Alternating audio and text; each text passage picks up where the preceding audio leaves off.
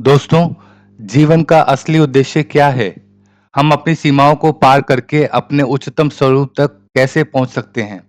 योग वशिष्ठ इस प्रश्न का उत्तर सप्त भूमिकाओं के माध्यम से देता है।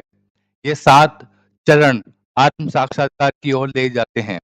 आइए इस आध्यात्मिक यात्रा पर साथ चलते हैं। सप्त भूमिकाएं आत्म साक्षात्कार के 7 चरण हैं। ये चरण साधक को सत्य की खोज से लेकर स्थायी समाधि तक ले जाते हैं। शुभेच्छा, विचारणा, तनुमानसी, सत्वात्पत्ति, असंस्कृति, पदार्थ भावना और तुरीय।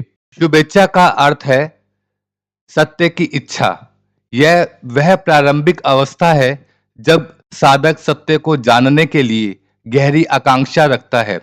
इस चरण में विवेक, सही और गलत का भेद, वैराग्य, विषयों से विरक्ति और मुमुक्षुत्व, मुक्ति की तीव्र इच्छा का अभ्यास किया जाता है। विचारणा का अर्थ है सही प्रश्न करना। इस चरण में साधक आत्मा, ब्रह्मांड और सत्य के बारे में गहन चिंतन करता है। यह चरण ज्ञान की गहराई में जाने का है। तनुमानसी का अर्थ है मन की एकाग्रता। इस चरण में साधक का मन शांत और केंद्रित हो जाता है। वह बाहरी विकर्षणों से मुक्त होकर केवल एक सत्य पर ध्यान केंद्रित करता है।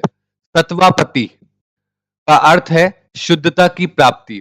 इस अवस्था में साधक को ब्रह्म का ज्ञान हो जाता है।